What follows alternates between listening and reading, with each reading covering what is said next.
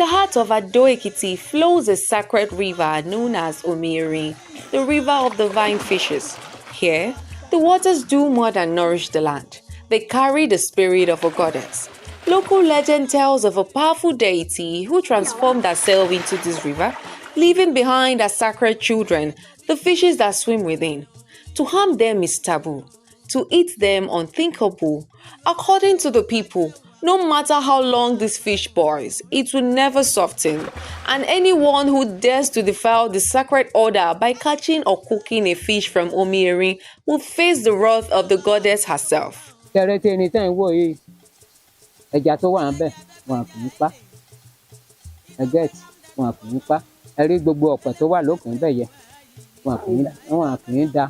Ẹja yẹn ló jẹ́ important jù fún apẹja etírin kó o ṣe kò ní jiná wọn kì í pa gan kẹ́hìn gbọ́ mi sà wọn kì í pa ẹnìkan dẹ oníjọ́ kínní àná. Kówé sùn kan yìí ṣe. Kówé kò sí nǹkan tó ní ẹja yẹn máa ṣe pé tóun bá mú lọ léwọn á sè é ó ṣe ẹja yẹn títí tí ẹja yẹn ò jiná péjọ ẹjọ wà láwárí ọ̀hún tí wọ́n pèsè di lẹ́jọ́ pé ó kọjá ẹni. Kí làwọn ìgbésẹ̀ tó ń wá gbé lẹ́yìn yẹn? Ó ṣe ètùtù ni. Ètùtù rẹ̀ ló ètùtù ẹni ló ṣe bẹ̀lẹ̀ ọ̀sẹ̀ yá. Ẹ kú o ẹ kú bó ti ṣe ètùtù. Bó ti ṣe ètùtù rẹ̀ ó wà in life till now. The Erin Ayonigba River is not only a site of mystery, but also of healing. Òun lè dókítà rẹ̀ agidi. A gbọ́ mọ̀ yí dókítà ló gbé kàí ló bímọ. Òun ló bá iṣẹ́. Òun la alágbo ìwòyá wo mọ́. Torí kó bá ti lóyún sínú, òun ẹbẹ̀ láti ẹ̀gbàgbọ́ títí fún mọ́kà mú ebi.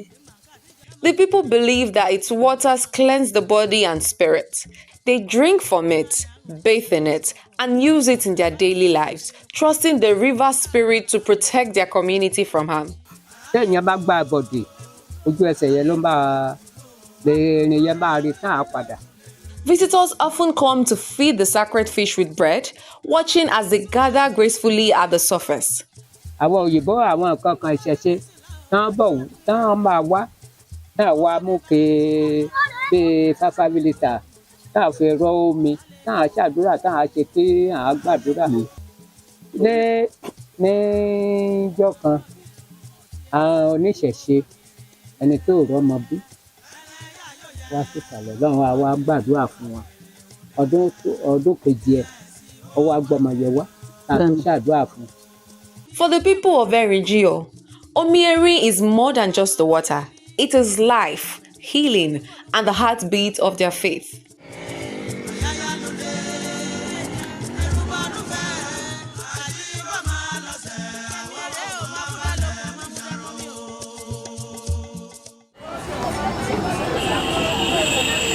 Data according to the United Nations World Food Programme says 30.6 million Nigerians face acute food insecurity. Experts blame on many factors which include the security challenges in the North and Middle Belt, post-harvest losses, poor storage facility, and a couple of other issues. Over the years, there have been efforts at boosting food production in Nigeria, taking advantage of its over 70 million hectares of land, multiple agroecological zones, and a climate favorable for year-round farming. There have been several other such interventions by governments at council, state, and federal levels, including the Produce for Lagos program and the 500 billion naira guarantee fund scheme by the Lagos state government.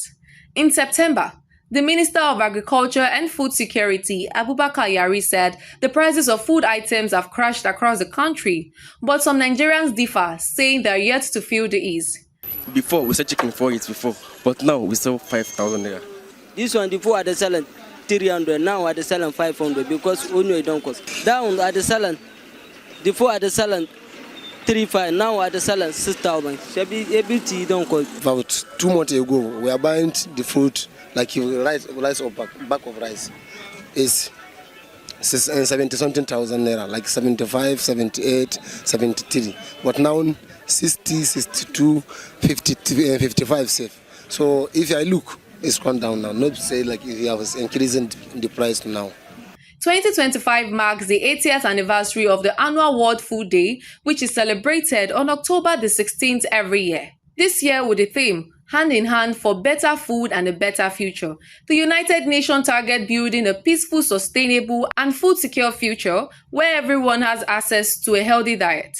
To achieve this, experts suggest the way forward must be comprehensive, from tackling insecurity to investing in climate resilience farming to improving storage, irrigation, and transportation systems. That's in addition to strengthening farmers' cooperatives, access to finance and research.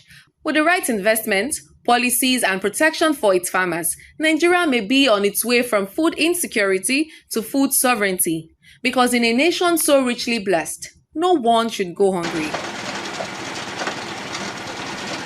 If you order Bolt, InDrive, or Uber and you see this man run for your life. Immediately I entered this man's car, there was something hanging in front of his mirror. It looked so fetish and... But this same man picked me up, May 3rd, and he did the same thing. Olo chef Bolt, chef Uber, chef InDrive. I'm getting scared because like, oh my God, what if he's the one? You guys, please be careful. This is the man who goes around in Bolt, InDrive, and Uber, allegedly robbing women of their belongings, raping ladies in his ride, and pretending to offer safe transport while carrying knives, scissors, guns, and other weapons in his car. This guy has pepper spray, he has gun, he has sharp weapons, whatever. For months, young women have cried out, sharing stories of their painful encounters with this predator. They talk about how he allegedly threatens them, hurts them, and strips them not just of their possessions, but of their dignity. And you're telling me I'm not with your food. He's like, you want me to kill you here? Immediately now brought out the knife. He was not holding the knife. He said he's going to stab me to death. Started diverting to another route. That do I have condom inside my bag? Look at what he was asking me. I said I don't have condom inside my bag. He now searched my bag. That he's going to send my body in parts. That he already has people that will buy my body. Despite these cries and warnings, he is still on the road. He is still picking up unsuspecting women and still moving through Uber, Bolt, and InDrive like a hunter waiting for his next victim. And the most heartbreaking question remains, why is a man like this still allowed to drive? Why has no company taken firm action to protect the very people they promise safety to?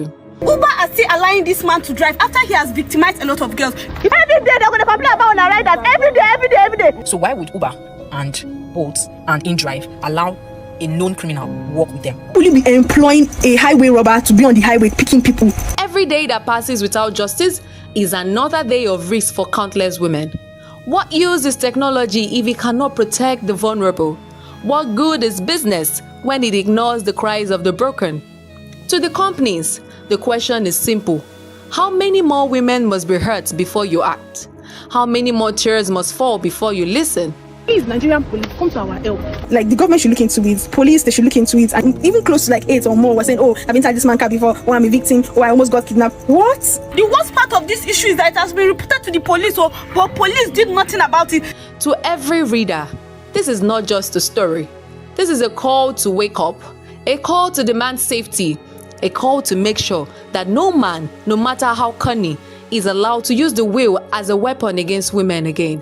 Because as long as this man is allowed to drive, every woman on the road is in danger. The government is not doing anything. Somebody should do something about this guy. During Cameroon's next presidential poll.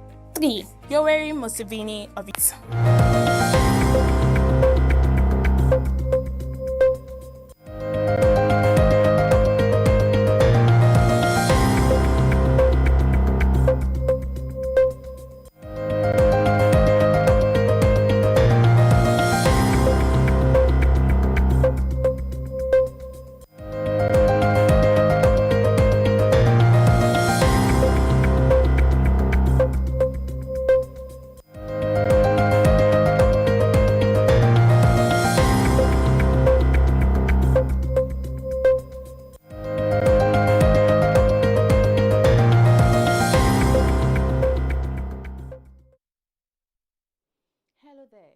To have you join us today for the news, reports and updates on African News 24 TV.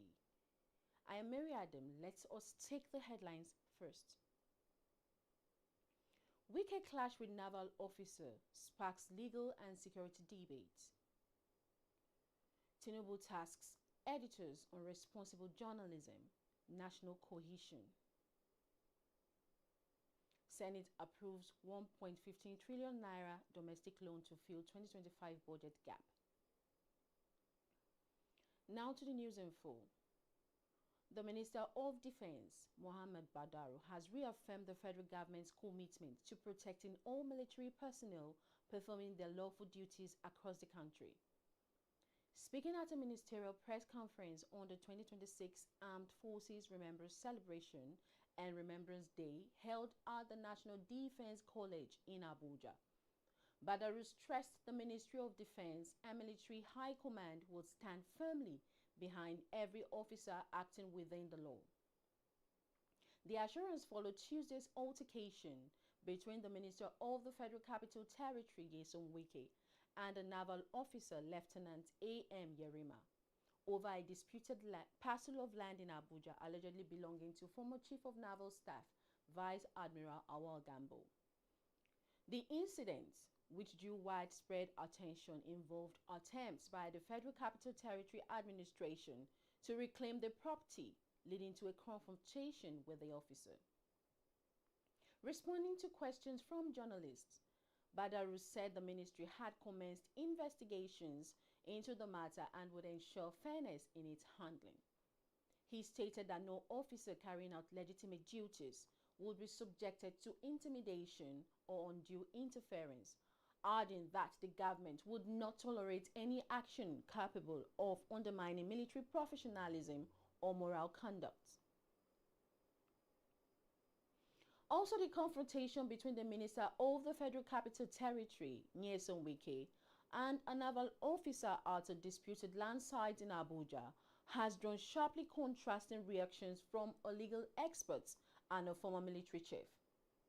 Professor Sebastian Horn, a senior advocate of Nigeria, said the naval officer, Lieutenant A.M. Yerima, breached the law by obstructing Wike from accessing the land, even if acting on superior orders. He cited Supreme Court rulings stating that military personnel are not bound to follow unlawful commands and noted that Wike, as FCT minister, exercises presidential authority over land administration in Abuja. Horn warned that condoning such actions could encourage security personnel to defy civil authority, adding that the officer could face a court-martial for obstructing a public officer. In contrast, former Chief of Army Staff, Right Lieutenant General Tukur Buratai, criticized Wike for verbally confronting the officer, calling it a threat to national security. He said the minister's conduct undermined the military chain of command and disrespected the authority of the commander-in-chief, urging Wike to apologize to President Bola Tinubu and the officer. Away from that, President Bola Tinubu has urged editors across the country to uphold the principles of responsible journalism to strengthen democratic governance and promote national cohesion. Tinubu made the call while declaring open the annual conference of the Nigerian Guild of Editors at the State House in Abuja. He commended the Guild for sustaining its tradition of reflection and professional engagement, describing the media as central to the preservation of democracy and national unity. The president said the theme of the conference, democratic governance and national cohesion, the role of editors, was timely, urging editors to use their influence to strengthen public trust and deepen civic responsibility. President Tinubu, who reminded the journalists of their pivotal role in nation building, warned against the dangers of misinformation, especially in the age of social media, stressing that verification, balance, and professional judgment must guide editorial decisions. Tinubu reaffirmed his administration's commitment to national security, economic stability, and inclusive growth through reforms aimed at strengthening Nigeria's economy. Speaking earlier, the Minister of Information and National Orientation, Mohammed Idris, hailed the historic nature of the event, noting that it was the first time a sitting president attended the Guild's annual conference. Meanwhile, the Senate has approved President Bola Tinubu's request to raise 1.15 trillion naira from the domestic debt market to finance the unfunded portion of the 2025 budget deficit. The approval came after the adoption of a report presented by the Senate Committee on Local and Foreign Debts during plenary on Wednesday, marking another step in the government's efforts to sustain fiscal stability and ensure full execution of the 2025 budget. According to the committee's findings, the 2025 Appropriation Act provides for total expenditure of 59.99 trillion naira, representing an increase of 5.25 trillion naira from the 54.74 trillion naira earlier proposed by the executive. President Tinubu had, on November 4, formally written to the Senate seeking approval to source the balance from the domestic debt market. In approving the request, the Senate also adopted a motion sponsored by Senator Abdul Nengi, mandating the Committee on Appropriations to strengthen oversight on the utilization of the borrowed funds. Also from the National Assembly, the House of Representatives has resolved to set up an ad hoc committee to investigate abandoned federal government-owned land properties and buildings across the country, reportedly valued at over 20 trillion naira. This followed the adoption of a motion of urgent national importance sponsored by the Minority Leader Kingsley Chinda during plenary on Wednesday. Chinda, citing Order 8, Rule 5 of the House Standing Orders and Sections 88 and 89 of the 99 Constitution as amended, said the investigation was aimed at preventing further wastage of public resources and ensuring the recovery of valuable national assets. He referenced a 2021 report by the Nigerian Institute of Quantity Surveyors, which identified about 11,866 abandoned federal projects nationwide, representing approximately 63% of projects initiated since independence. Among the major properties listed by the lawmakers are the Federal Secretariat Complex in Ikoyi, Lagos, the Nigerian International Hotel building in Suleja, Niger State, the Millennium Tower in Abuja, the Federal Inland Revenue Service building in Abia State, and the Nigerian Newsprint Manufacturing Company. Following deliberations on the motion, the House unanimously adopted the motion through a voice vote presided over by the Speaker, Right Honorable Tajuddin Abbas. Moving on, the National Drug Law Enforcement Agency has launched a joint investigation with the United States Drug Enforcement Administration and the United Kingdom National Crime Agency to uncover those behind the importation of 1,000 kilograms of cocaine worth over $235 million. NDLEA spokesperson Femi Babafemi said the shipment was discovered inside an empty container at the PTML terminal of the Tinkan Island port in Lagos. Terminal operators alerted port authorities, leading to a joint inspection by NDLEA and the Nigerian Customs Service. Field tests later confirmed the substance to be cocaine. The consignment, seized on Tuesday, had been described as the largest single cocaine seizure at the Tinkan port. NDLEA Chairman Right Brigadier General Buba Marwa said the involvement of the US and UK agencies was necessary due to the scale and suspected international links of the cartel. And in other news, a new World Bank report titled "The State of Social Safety Nets in Nigeria" says about 44% of Nigeria's social welfare benefits reach poor citizens, despite billions spent yearly to fight poverty. The report blamed the inefficiency on poor targeting, weak funding, and fragmented implementation of social programs such as the National Social Safety Nets Program and the National Homegrown School Feeding Program. It explained that most schemes allocate a flat amount per household rather than per person, leaving larger poor families with less per head. According to the bank, Nigeria spends just 0.14% of its gross domestic product on social protection, far below the global and African averages. This has made little difference, reducing poverty by only 0.4%. In a related development, the United Nations has named Nigeria and Mali among 16 countries facing severe hunger risks, warning that millions could slip into famine without urgent help. In a report released, the Food and Agriculture Organization and the World Food Programme said conflict, violence, and lack of funding were worsening food crises in several countries. Haiti, Mali, Palestine, South Sudan, and Yemen were listed as the worst affected, while Nigeria, Afghanistan, the Democratic Republic of Congo, Yemen, Somalia, and Syria were classified as very high concern.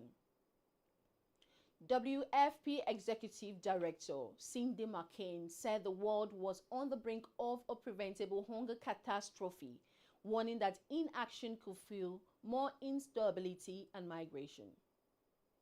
The UN agencies urged swift international funding and coordinated efforts to avert further deterioration in the affected regions. Let's go on a break now. When we return, we'll tell you more about political developments in the country.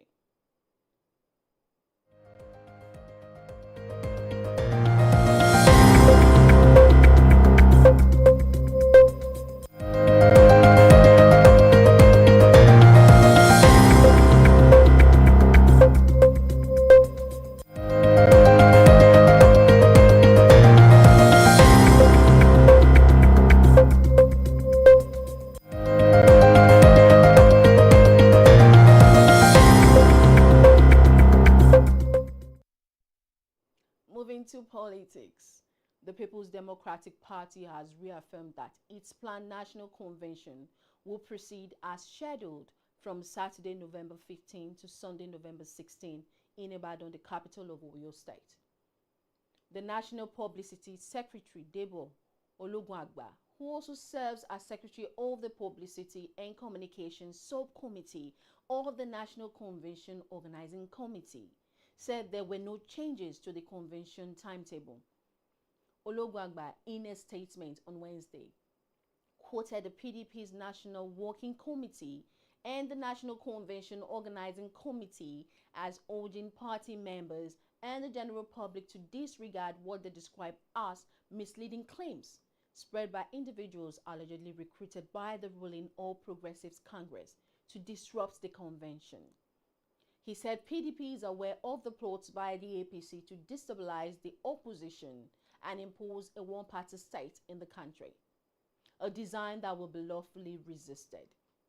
While expressing gratitude to Nigerians for their overwhelming support, the PDP spokesman said the party looks forward to welcoming delegates, party leaders, and supporters who have already begun arriving in Ibadan ahead of the two-day event.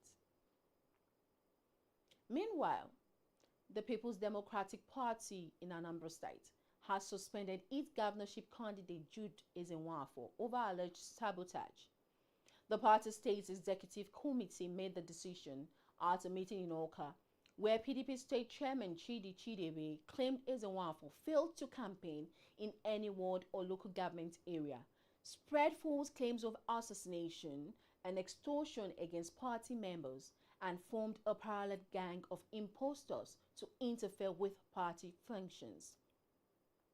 The party said the suspension is effective immediately and will last for a period of 1 month, adding that the disciplinary committee will investigate further and recommend additional action after the 1-month period. The PDP chairman in Anambra State, Chidi Chidebe, who spoke to journalists after the meeting, said the party had earlier expressed concerns over the disturbing conduct of Ezenwafo. Chidebe said the governorship candidate exhibited attitudes that were not only uncooperative but outrightly destructive to the collective interests of the party throughout the campaign period. In another news, 3 members of the National Assembly have switched allegiance to the All Progressives Congress amid ongoing internal crisis in opposition political parties. Senator Jarigbe Agom Jarigbe of Cross River North announced his defection from the People's Democratic Party to APC, citing deep-seated divisions and factionalization within his former party. He said he joined the ruling party to align his constituents with President Bola Tinubu's development agenda. Jarigbe's move raises the number of APC senators to 76, while PDP now has 25 members. Also in Kaduna State, House of Representatives member Daniel Amos, representing Jamal Sanga Federal Constituency, left PDP for APC. Amos cited unresolved contradictions at the national level of PDP and said his decision followed consultations with his constituents to support the Tinubu's administration's policies. In the same vein, Sagi Koki, a member of the House of Representatives from Kano, resigned from the new Nigeria People's Party, blaming internal party leadership crisis that hindered his ability to serve his constituents. His resignation follows a series of recent high-profile exits from the NNPP in the state. Still on political developments, Governor of Lagos State, Babajide Sanwo-Olu, believes Nigeria can overcome insecurity and other national challenges through unity and local level reforms. At a lecture marking Nigeria's 65th independence anniversary, organized by the Arewa think tank at Arewa House, Kaduna, Governor Sanwo-Olu highlighted the need for state policing, full local government autonomy, and infrastructure projects linking cities and rural areas. The governor praised President Bola Ahmed Tinubu's renewed hope agenda, noting that allocations to states increased by about 62% and local government by roughly 47% between 2023 and 2024. During his address, Sanwo-Olu reaffirmed Nigeria's identity as a proudly multi-ethnic, multi-religious, and multicultural country and urged Nigerians to focus on what unites rather than divides them. The event drew former governors, ministers, industry leaders, and traditional leaders, underlining the broad cross-regional participation in the decision, reflecting broad participation across the country. Let's go on a break now. When we return, Happiness Akwawo will bring to us events from the business world. Hello, Happiness.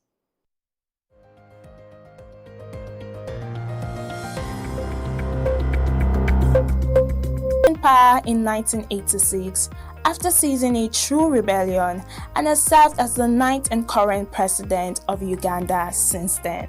4. Denis Asonge of the Republic of Congo.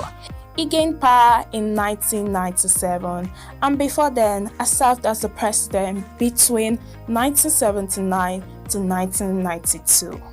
He passed the new constitution in 2015, which enabled him to stand for another term in 2016 and 2021 presidential elections with a majority in the first round. 5. Paul Kagame of Rwanda, a politician and former military officer. He gained power in 2000 after leading the Rwanda Patriotic Front. 6. Isaiah Afrik of Eritrea is a president became ceremonial. 9. Alassane Ouattara of Ivory Coast. He gained power as the president since 2010 with controversial re-election bids, but he remains the president of Côte d'Ivoire till date. 10. Ali Bongo of Gabon. He is a politician and dictator. He was the 3rd president of Gabon from 2009 until he was deposed in a coup in 2023. He ruled for 14 years after succeeding his father's 42-year reign.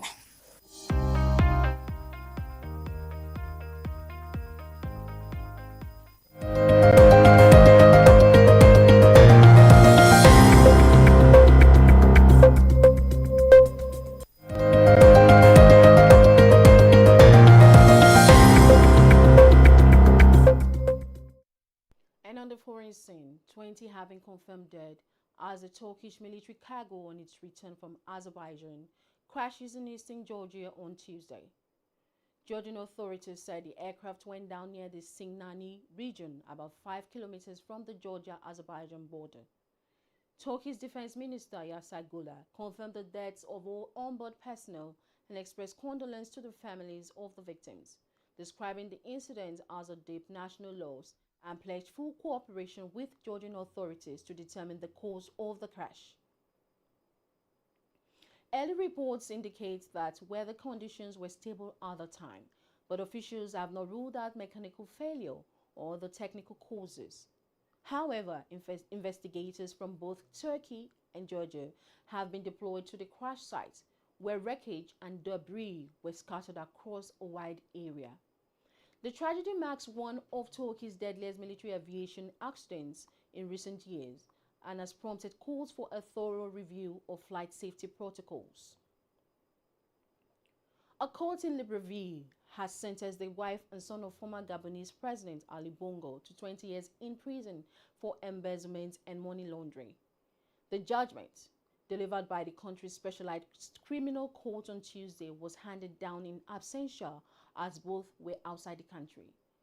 The 62-year-old former First Lady Sylvia Bongo and her 33-year-old son Noureddin Bongo Valentin were both accused of diverting public funds and laundering state money during Ali Bongo's rule. The two had been detained for nearly 2 years before being moved to house arrest in May and later flown to Angola for what authorities described as humanitarian reasons, and they are now believed to be in the United Kingdom. The court said the sentence was meant to restore order, not revenge. But Noureddin Bongo and his lawyers dismissed the trial as unfair and politically motivated. The verdict marks one of the most significant legal actions since the 2023 military coup that removed Ali Bongo from power, ending more than 55 years. Let's move over to entertainment. Edith Lawrence is standing by. Over to you, Edith.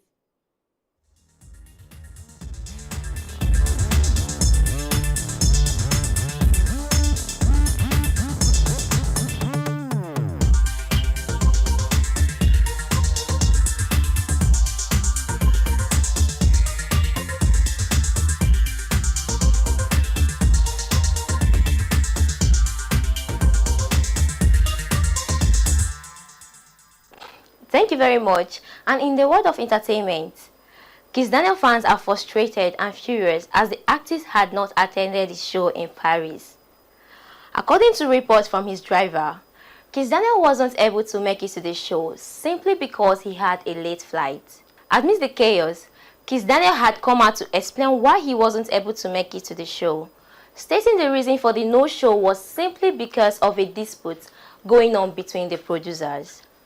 He stated, and I quote, "First, that wasn't my fault. Whatever clips you're seeing is a dispute between my tour agent, Olamide Baron, and the show promoter. I was paid in full by Olamide Baron to perform in Paris. He sold the show to another promoter who allegedly breached the contract by not paying the balance." Adding to this, he said he was ready to perform but wasn't able to until the contract dispute has been resolved. Kiss Daniel is currently on his Maverick tour, which has taken him to several cities across Europe, and Paris was one of the tour stops. Moving on, popular Afrobeat superstar Wizkid is proud of his son and is showing fatherly love to him following his EP release named Champion's arrival. In a recently released video, the Grammy winner demonstrates his fatherly love for both his son and his fans. When he was asked about Champ's music, he said, "We love it, man. He's my kid, you know." Champion is also following in the footsteps of his father, who also started music at a very young age, 10, in a music choir. The EP topped Nigeria Apple's music charts, making him the youngest artist to have that accolade. He also charted 71 on the UK Apple Music Top Album charts. That's much we can take on entertainment. It's back to you for the rest of the bulletin.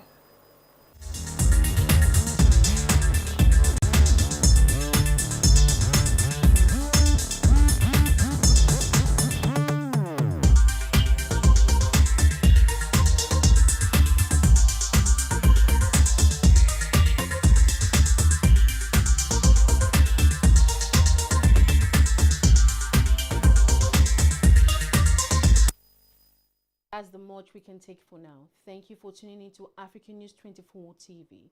Follow us on all our social media platforms showing on your screen. And please, check our website at africannews24.ng to stay informed and ahead. We'll catch you on the next broadcast. I'm Mary Adam. Bye for now.